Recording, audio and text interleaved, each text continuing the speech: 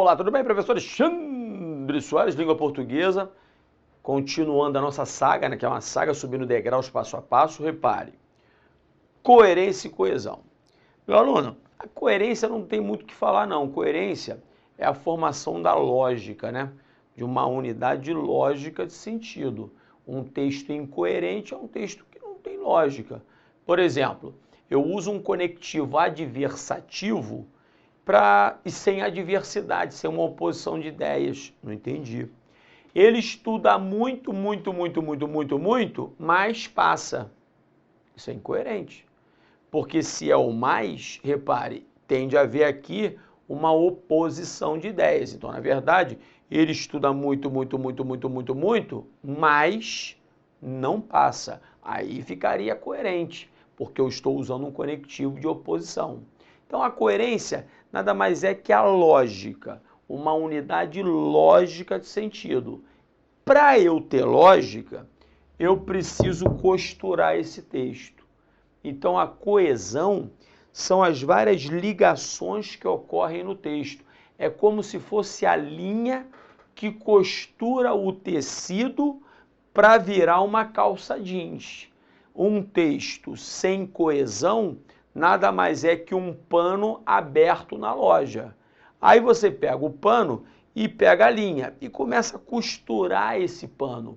Aí desse pano costurado se forma uma calça jeans. Aí se forma um texto coerente, desde que traga consigo uma lógica, ok? Legal. Então repara o seguinte, o que então que é coesão textual? Coesão são os vários mecanismos de ligação dentro de um texto. E, lógico, nós vamos nos prender aos mais importantes. Os mais importantes, temos de dar importância aos elementos que fazem a referenciação. Quando eu falo em referenciação aqui, tente entender a referenciação dentro do texto, no texto, no ato da escrita, quando você está escrevendo. Esse que é o tal do perigoso, e é o tal do perigoso a que vamos nos prender. Então, repare, Fabão, joga aqui para o meio. Esse, né, tal mecanismo chamado coesão, esse mecanismo, ele pode ocorrer fora do texto, que não vai nos interessar agora, a tal da esófora, ou dentro do texto, no ato da escrita, quando você está escrevendo. Quando ocorre dentro do texto, repare que é dentro, é intratextual, também chamada a tal coesão intratextual de endófora. O que é endo? Endo é tudo que ocorre dentro. Endo vem de dentro, dentro do texto. Beleza? Legal. Essa tal endófora, aí eu vou tirar agora uma setinha, ela pode ser por anáfora. Ih, Alexandre, só nome esquisito, hein? Ah, mas com o tempo fica bem familiar, pode ficar tranquilo. Anáfora, ou pode ser por catáfora. Você vai entender facilmente comigo aqui. Agora, antes de entender o que é a anáfora e o que é a catáfora, você tem de entender isto aqui, ó. Quero isto. Isto é o quê? A sua aprovação. Repare que este pronome demonstrativo isto, ele está apontando para um elemento futuro no texto. Então, este elemento aqui é o que vai retomar. O que vai retomar é o tal do referenciador. Não se esqueça de que o sufixo do é formador do agente de uma ação qualquer. Não por acaso o lutador, ele luta, o jogador, ele joga, o bebedor, ele bebe. Então, nada de falar assim, vou beber água no bebedor. Não, o bebedor é você. Você vai beber água no bebedouro. Nada de colocar o babador no neném. Ah, coloque lá o babador no neném. Não, o babador é o neném. É ele que baba. Na verdade, você vai colocar o babadouro no babador, que é o neném.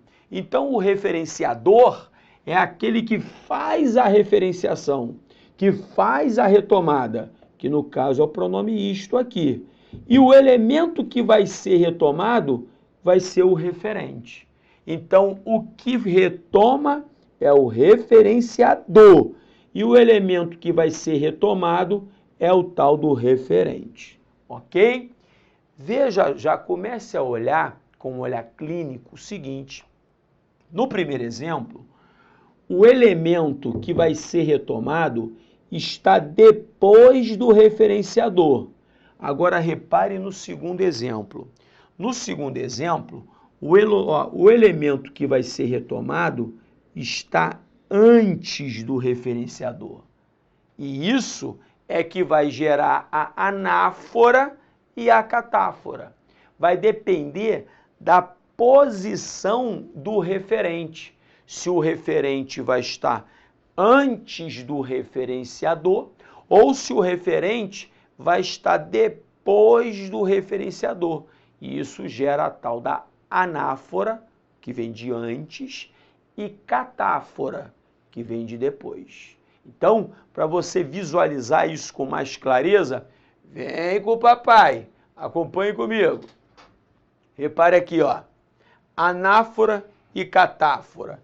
Beber um golinho de água para levantar o moral, para molhar a garganta. Repare só. Na anáfora, o referenciador, preste atenção, ele retoma um referente que estará antes dele. Não por acaso esse vem de anáfora, vem de antes. Então, no exemplo que a gente já viu, repare que o referenciador é o isso. O referenciador. Vou colocar aqui de novo. Referenciador.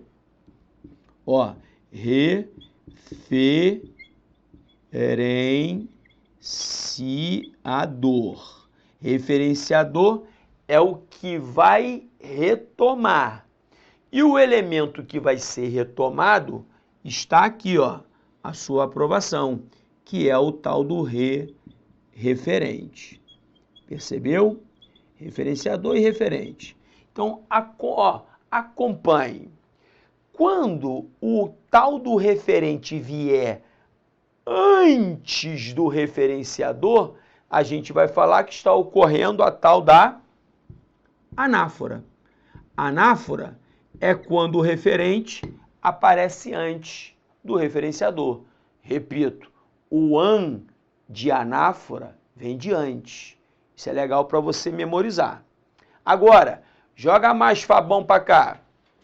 E se o safado do referente vier posposto, vier depois do referenciador, se ele for um elemento futuro no texto, aí do grego futuro vem aqui o cat.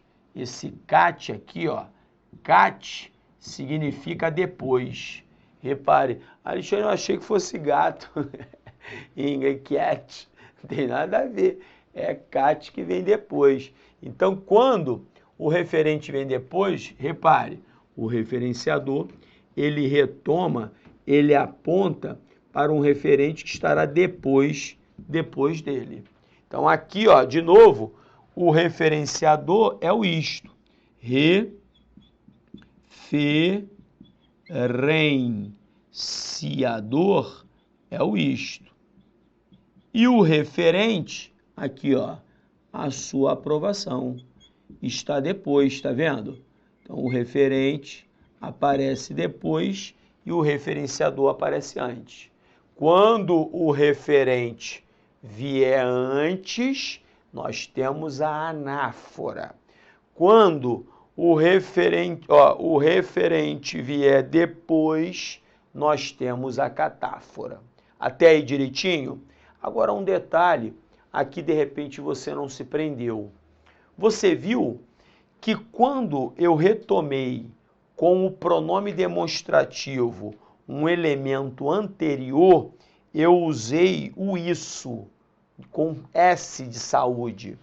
E repare que quando eu peguei um elemento futuro no texto, quando o elemento referenciador retomou ou apontou para um elemento futuro no texto, eu usei o T de tatu. Alexandre, tem de ser assim. Como é que você decora isso? Eu decorei assim, no alfabeto, quem é que vem primeiro? O O vem primeiro, o S ou o T? Ih, Alexandre, A, B, C, D, não, eu já vou colocar para você aqui, ó. R, S, T. Como é que eu memorizei? Se o S vem primeiro, ele retoma o que vem antes. Se o T vem depois, ele aponta para o que vem depois. Ele retoma o que vem depois dele. Então, S antes, T depois. Isso serve para toda a galera do S de saúde. Você se lembra, né? Quais são os pronomes chamados demonstrativos. Então, aqui, eu vou colocar aqui, ó, aquela galera. Isso, isso, esse, esses, essa e essas. Aí a galera do T de tatu, isto, preste atenção, este, estes, esta e estas. Então, isso serve para qualquer um deles, a lógica vai ser a mesma, ok? Então, cuidado para não dar mole. Mas, Alexandre, sabe qual é a minha dificuldade? Fala pro papai, vem aqui, Fabão, joga para cá. E se eu tiver que retomar uma dificuldade que eu tenho? 2 ou 3 referentes. Ah, meu aluno, aí você vai ter de usar aquela galera do S, do T e do aquilo. Que eu já vou até colocar aqui de novo. Vou colocar aqui, ó. Ó, isso é a galera do S. Isso, esse, esses, essa e essas. Esta galera aqui é do S de saúde. A galera do T de tatu. Isto, isto, este, estes, esta e estas. É a galera do T de tatu. Aí tem mais uma galera do aquilo. Aquilo, aquilo, aquele, aqueles, aquela, aquelas. Beleza. Então são as 3 galeras. Aí, se você retomar 2 referentes, você vai usar a galera do T de tatu e a galera do aquilo. Calma. E se você retomar 3 referentes, você vai usar a rapaziada todinha. Alexandre, mas e se eu quiser retomar 4 referentes? Aí, meu aluno, você não pode usar a galera não pode usar o pronome demonstrativo. Aí você usa o primeiro, o segundo, o terceiro, o quarto, o quinto. Você vai fazer uma retomada de uma outra maneira, que não seja por meio dos chamados pronomes demonstrativos. Então, deixe-me colocar 2 exemplos aqui quaisquer. Olha só. Quer ver? Exemplos bobos. Maria, Maria e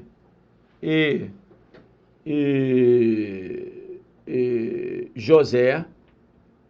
Maria e José, aí um contexto qualquer aqui, né? São casados. Eles são casados.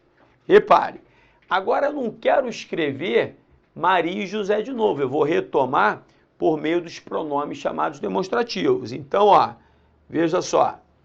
Como José está mais perto, para o mais perto havendo 2 referentes, eu uso para o mais perto a galera do T de tatu, isto, este, estes, esta e estas. Sendo José, repare, este é um cara muito legal. Este quem? Este é José. Aí, continuando. E agora eu vou retomar Maria. Já que Maria está mais distante, aí eu vou ter de usar a galera do aquilo. Aquilo, aquele, aqueles, aquela, aquelas. E aquela é uma mulher de muita fibra. Percebeu? Então eu usei aqui a galera do T de tatu, já que são dois referentes, para retomar o mais próximo é o T e para retomar o mais distante é a galera do aquilo. Alexandre, e se forem três? Vou botar três aqui. Maria, vírgula, José e João, são ricos. São ricos. Legal. Agora vou retomar os três. Agora são três referentes. 1, 2, 3 referentes. Eu vou retomar por meio daqueles tais pronomes. Quando são três, o mais próximo continua sendo da galera do T de tatu. Isto, este, estes, esta, estas. Então, João aqui, eu vou retomar com T. Deixe-me pegar o azul. Este é empresário. Legal? Então, quem é este? É João. Agora, para retomar o José, que é o intermediário, é o que fica no meio intermediando entre Maria e João, eu vou usar a galera do S de saúde. Para retomar o do meio, o intermediário é S de saúde. Esse é funcionário público. Funcionário público e rico? E que funcionário público é esse? Tá estranho, hein? Então tá legal. Então tá retomando José, que é o do meio. E para retomar a Maria, que está mais distante, aí aquela galera do aquilo de novo. Aquilo, aquele, aqueles, aquela, aquelas. Como é Maria e aquela é comerciante. Percebeu? Então você vai usar isto aqui sempre. Então o limite, né? O limite aqui são três referentes. Repito, se eu tivesse de retomar agora o Antônio, o Carlos, o Alexandre, o Pedro, aí eu vou usar o primeiro, o segundo, o terceiro, o quarto, o quinto, ou vou escrever de uma outra maneira mais clara para que o leitor entenda, né? Simples dessa maneira como tem de ser. Então agora, beber aquele golinho de água e o que vamos fazer com calma? Vamos fazer questões envolvendo o assunto coesão textual, basicamente. Porque coerência, como eu repito, não tem teoria. Ser coerente é ser lógico o texto, ok? Vamos nessa, meu garoto. Vamos comigo lá. Vou botar minha canetinha. Repare. Começando, primeiro aqui. Vou ter de ler, né? O direito tributário brasileiro depara-se com grandes desafios. Repare só. Principalmente em tempos de globalização e interdependência dos sistemas econômicos. Entre esses pontos de atenção destacam-se três. O primeiro é a guerra fiscal ocasionada pelo ICMS. O principal tributo em vigor atualmente é estadual, o que faz contribuintes e advogados se debruçarem sobre 27 diferentes legislações no país para entendê-lo. Repare agora. Espera aí, garoto. Ah, meu garoto. Voltou. Mas vai ficar... Ó, cadê minha canetinha? Vai, canetinha. Isso se tornou um atentado contra o princípio da simplificação. Aí eu quero saber, isso é o quê?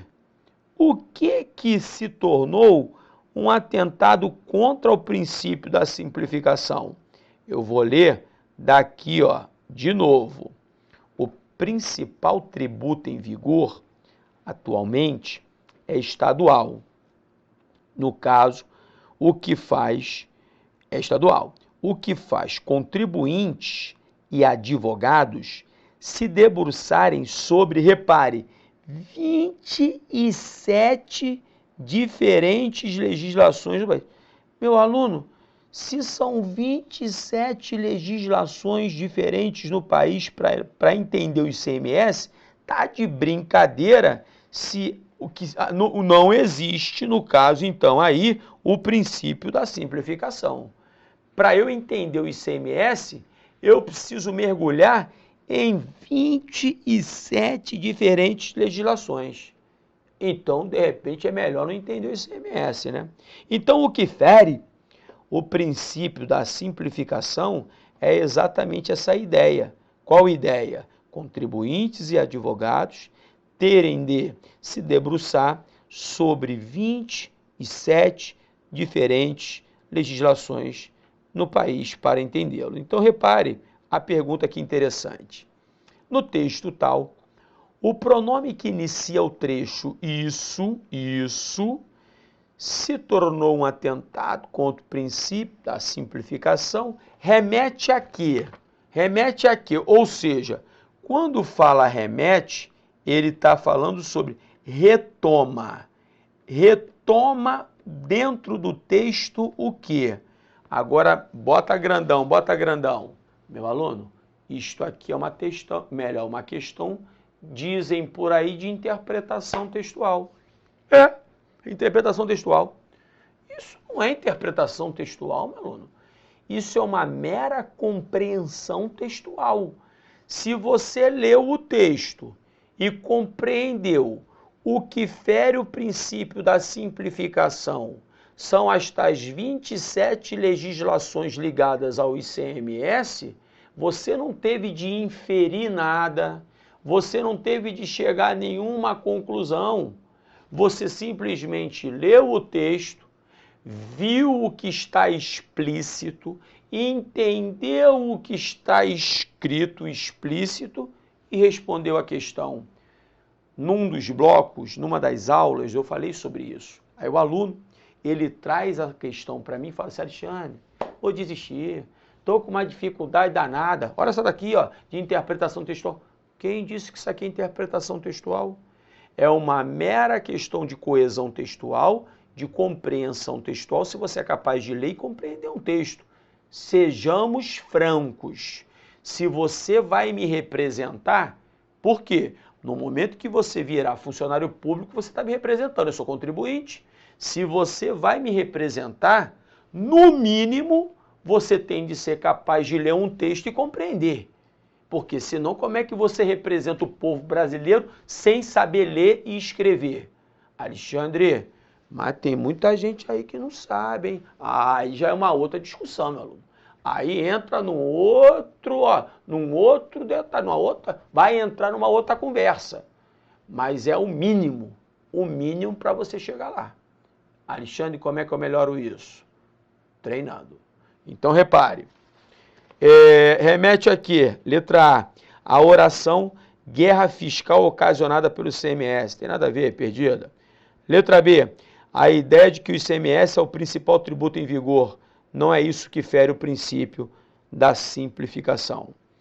Letra C, o argumento de que o direito tributário brasileiro depara-se com grandes desafios. O que tem a ver isto aqui com o princípio da simplificação. Letra D, ao fato de contribuintes e advogados de serem obrigados a se debruçar sobre 27 diferentes legislações do país para entender essa bodega desse imposto, desse tributo chamado ICMS. É lógico que é isso que fere o princípio da simplificação, por isso a letra D de Deus, tem de ser a resposta. Letra E, né? A crítica do autor à recorrência das mesmas regras tributárias em 27 diferentes legislações do país. Não é o que o texto fala, por isso o isso retoma a letra D de dado. Ok? Vamos embora. Partamos para a próxima. Aí na próxima, também não está com essa bola toda. Vamos que vamos. O nome é o nosso rosto na multidão de palavras. Delineia os traços da imagem que fazem de nós, embora não do que somos no íntimo. Alguns escondem seus donos, outros lhes põem nos olhos um azul que não possuem. Raramente coincidem nome e pessoa. Também há rostos quase idênticos, e os nomes de quem os leva pela vida fora são completamente díspares, nenhuma letra se igualando à outra. O do autor deste texto é um nome simples, apostólico, advindo do avô. No entanto, o sobrenome pelo qual passou a ser conhecido é incomum, sonoro, hispânico, ou seja, tem origem na Espanha, né? Hispânico, com uma combinação incomum de nome e sobrenome. Difícil seria encontrar um homônimo, ou seja, alguém com o mesmo nome e sobrenome. Mas eis que um surgiu, ou seja, um cara com um nome e um sobrenome, um homônimo, surgiu quando ele andava pelos 20 anos e continua ao seu lado até agora, uma sombra amiga. Então repare, no que concerne ao texto precedente, julgue o item a seguir o próximo item. O vocábulo 1, aquele 1 na linha 14, refere-se a um indivíduo cujo nome é idêntico ao do autor do texto, nome e sobrenome, que é o tal daquele homônimo. É exatamente o que a gente leu. Repare, não há dúvida, por isso que o comentário está certíssimo. Joga no papai de novo, Fabão. Aí o cara vai me falar que esta questão é de interpretação de texto. Isso é interpretação de texto, meu aluno? Isso é uma mera leitura do texto. É ler o texto e entender o texto. Você não precisou chegar a conclusão alguma, não teve de inferir nada. Então pare com essa mania de achar que tudo é interpretação. E quando for interpretação, lembre-se, não posso extrapolar, não posso contradizer, não posso restringir. É ficar ali presinho ao texto, tentar enxergar as entrelinhas, usar o meu conhecimento de mundo e chegar ao resultado e passar na minha prova, se Deus quiser, é o que vai ocorrer. Então, só por causa disso, só porque eu falei bonito, vamos para a próxima. As atividades pertinentes ao trabalho relacionam-se intrinsecamente com a satisfação das necessidades dos seres humanos. Alimentar-se, proteger-se do frio e do calor, ter o que caçar, etc. Estas colocam os homens em uma relação de dependência com a natureza, qual alimentar-se, proteger-se do frio, do calor e ter o que caçar. E isso tudo são as tais necessidades dos seres humanos, ok? Veja que eu não estou interpretando nada, eu só estou compreendendo o que está escrito. Pois no mundo natural estão os elementos que serão utilizados para atendê-las. Atender quem? As tais necessidades dos seres humanos. Julgue o item a seguir, o seguinte item, a respeito das ideias e das construções linguísticas do texto apresentado. As formas pronominais estas, lembra? Aqui, ó, estas colocam o homem em uma relação de dependência. Estas o quê? As necessidades deles. E o las, na linha 7, que está aqui, ó, atendê-las. Atendê-las, atender quem? As necessidades dos seres humanos. Referem-se às necessidades dos seres humanos. Comentário certíssimo, Melzinho na pepeta. Me colocou grandão. Meu aluno, é treinar muito. Questões de coesão textual. Porque quanto mais você treina a coesão, mais você olhe para a mão do amigo. Interpreta texto.